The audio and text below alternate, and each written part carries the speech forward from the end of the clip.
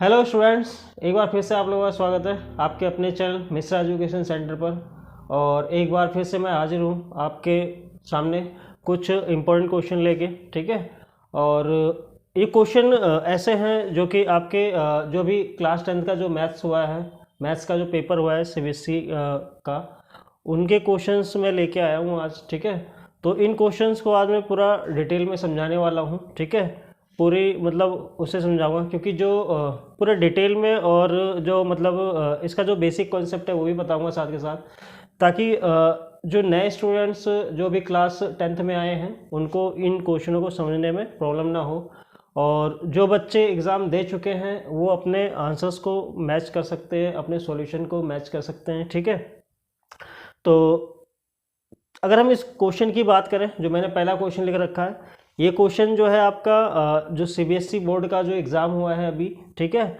वो सेट 1 का जो क्वेश्चन है, क्वेश्चन नंबर 6, उसका क्वेश्चन है। ठीक है, तो आज इस क्वेश्चन को करेंगे और इसको बहुत मतलब डिटेल में समझाने वाला हूँ मैं। ठीक है, ताकि जितने नए स्टूडेंट आए हैं उनको समझ में आ जाए और जो पुराने हैं वो अपना आंसर मैच कर लें। ठीक है, तो चलिए क्वेश्चन को समझते हैं। उससे पहले आप लोगों से रिक्वेस्ट है कि जिन लोगों ने चैनल को सब्सक्राइब नहीं किया हुआ है तो चैनल को सब्सक्राइब कर लें, ताकि जितनी भी मेरी इस तरीके की जो वीडियो आती हैं, ठीक है, जो कि आपके लिए बहुत ही इम्पोर्टेंट है, आपको हेल्प करेंगी आपकी स्टडी में। ठीक है, तो उन लोगों से स्टूडेंट से रिक्वेस्ट है कि चैनल को सब्सक्राइब जरूर करें और वीडियोस को ज़्यादा से ज़्यादा शेयर करें, लाइक भी करें। ठीक है, तो चलिए बढ़ते हैं, आगे बढ़ते हैं, क्वेश्चन देखते हैं क्वेश्चन क्या कह रहे हैं। देखिए क्वेश्चन कह रहा है the zeros of the quadratic polynomial 2x² 3x - 9 are. ठीक है, दैट मीन्स आपको क्या दिया हुआ है। देखिए ये जो क्वेश्चन है आपका क्लास 10th का जो मैथ्स की जो एनसीईआरटी की बुक है, क्वेश्चन चैप्टर नंबर 3 का क्वेश्चन है पॉलिनोमियल्स का। ठीक है, और कौन सा पॉलिनोमियल है ये, एक आपका क्वाड्रेटिक पॉलिनोमियल दिया हुआ है ये। ठीक है, ये क्या है, एक क्वाड्रेटिक पॉलिनोमियल है। ठीक है, तो अब हमें क्या करना है, इसके ज़ीरोज़ फाइंड करने हैं। ज़ीरोज़ का मतलब क्या हो गया कि हमें इस एक पॉलिनोमियल का हमें क्या करना है, इसके सॉल्यूशन फाइंड करने हैं। ज़ीरोज़ को देखिए आप इसका सॉल्यूशन भी कह सकते हैं, ज़ीरोज़ भी कह सकते हैं और इसका रूट्स भी बोल सकते हैं। ठीक है, तो हमें क्या करना है कि इस क्वाड्रेटिक पॉलिनोमियल का हमें ज़ीरोज़ फाइंड करना है। तो जिन्होंने जिन स्टूडेंट्स से मेरी पिछली वीडियोस देखी हैं, ठीक है, वो इस क्वेश्चन को जब मैं कराऊंगा तो आसानी समझ सकते हैं। लेकिन जो स्टूडेंट्स अभी नए आए हैं, ठीक है, क्लास 10th में जो अभी आए हुए हैं, ठीक है, उनको थोड़ा समझने में दिक्कत होगी, इसलिए मैं इसको बिल्कुल डिटेल से समझाने वाला हूँ। ठीक है, तो देखिए बढ़ते हैं आगे क्वेश्चन में। ये जो आपका पॉलिनोमियल है, ठीक है, ये क्वाड्रेटिक पॉलिनोमियल है। तो क्वाड्रेटिक पॉलिनोमियल में क्या होता है, सबसे जितनी बड़ी वेरिएबल की जो बड़ी पावर होगी उतने ही सॉल्यूशन होगा। दैट मीन्स इसमें सबसे बड़ी पावर क्या है, डिग्री क्या है इस पॉलिनोमियल की, वो क्या है, वो 2 है। दैट मीन्स इसके 2 सॉल्यूशन होंगे। ठीक है, और इसका सॉल्यूशन निकालने के लिए हम क्या करेंगे, इस पॉलिनोमियल का हम फैक्टर करेंगे। ठीक है, फैक्टर से हम इन दोनों जीरोज निकालेंगे। जिस पॉलिनोमियल की जितनी बड़ी पावर होगी उतने ही सॉल्यूशन निकलेंगे। तो क्योंकि ये क्वाड्रेटिक पॉलिनोमियल है, इसकी सबसे बड़ी पावर 2 है, इसलिए इसके कितने सॉल्यूशन निकलेंगे, 2 सॉल्यूशन निकलेंगे। और ये दोनों सॉल्यूशन हम कैसे निकालेंगे, इस पॉलिनोमियल का हम क्या करेंगे, फैक्टर करेंगे। ठीक है, अब फैक्टर करने का तरीका मैं बताता हूँ आपको।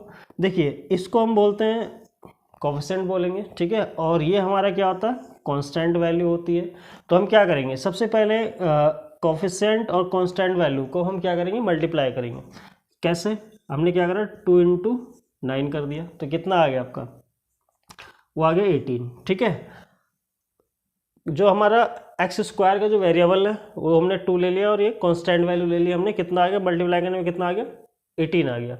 अब 18 को हमें इस तरीके से फैक्टराइज करना है कि प्लस या माइनस करने पे क्या आना चाहिए हमारा, वो आना चाहिए माइनस का 3x आना चाहिए। ठीक है, तो वो कैसे निकालेंगे मैं आपको बताता हूँ। देखिए सबसे पहले तो आप ये लिख लीजिए 2x²। अब हम क्या करेंगे, x तो कॉमन ले लेंगे और अब हम देखते हैं कि 3 के प्लेस पे क्या पुट करेंगे। ठीक है, तो उसके लिए मैं क्या आपको बता रहा हूँ कि जैसे आपका मल्टीप्लाई करने पे कितना आया, ठीक है, 18 आ गया। अब 18 के अगर हम फैक्टर करते हैं, 18 का क्या क्या फैक्टर हो सकता है। अब देखिए, एक तो 2 9 जा 2 9 जा क्या हो गया, 18 हो गया। उसके बाद और क्या हो सकता है, 3 6 जा 18 होता है ना, 3 6 जा क्या होता है, 18 होता है। देखिए अब यहाँ पे अगर हम करते कि अगर मान लो 9 में से हम 2 माइनस करते तो हमारा कितना आता, वो आ जाता 7। हमारा जो बीच का टर्म है, जो मिडिल टर्म है, वो नहीं आता, तो हमने इस फैक्टर को हमने नहीं लिया। ठीक है, अब हम क्या करेंगे, अगर अब हम 6 में से अगर 3 को माइनस करते हैं तो कितना आता है, हमारा 3 आ जाता है। दैट मीन्स जो हमारा मिडिल टर्म है वो आ जाएगा। ठीक है, तो हम इस वाले फैक्टर को क्या करेंगे, ले लेंगे। तो अब हम 3 के प्लेस पे क्या पुट करेंगे, 3 के प्लेस पे पुट करेंगे 6 माइनस 3।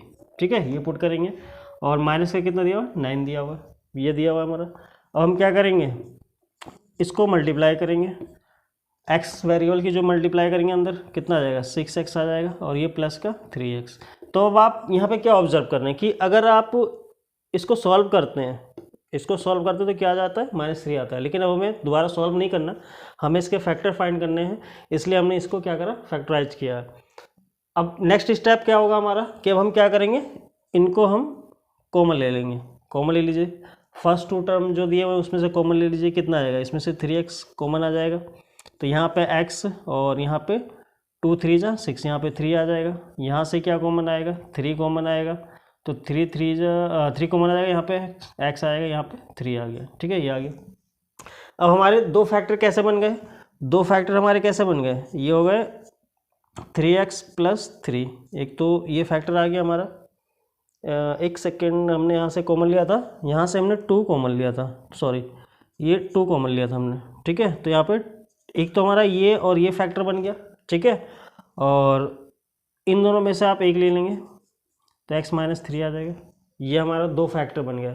अब क्योंकि हमें क्या करना है, हमें इसके ज़ीरोज़ फाइंड करने हैं, तो जैसा कि मैंने बताया कि हम फैक्टर तो हमने फाइंड कर लिया।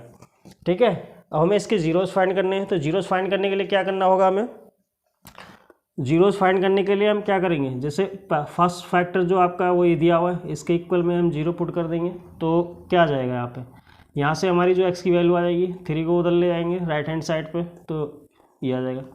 ये पहला ज़ीरोज़ हो गया। ठीक है, ज़ीरोज़ का मतलब क्या हो गया, इसका सॉल्यूशन हो गया। ठीक है, दूसरा फैक्टर हमारा क्या दिया हुआ है, x - 3 दिया हुआ है, तो इसके इक्वल में भी हम क्या करेंगे, 0 के इक्वल पुट करेंगे। ठीक है, तो यहाँ से हमारा जो दूसरा जो ज़ीरोज़ है वो भी आ गया हमारा। दैट मीन्स मैंने आपको बताया, क्योंकि ये एक क्वाड्रेटिक पॉलिनोमियल है, तो इसके सॉल्यूशन भी कितने आएंगे, 2 ही आएंगे।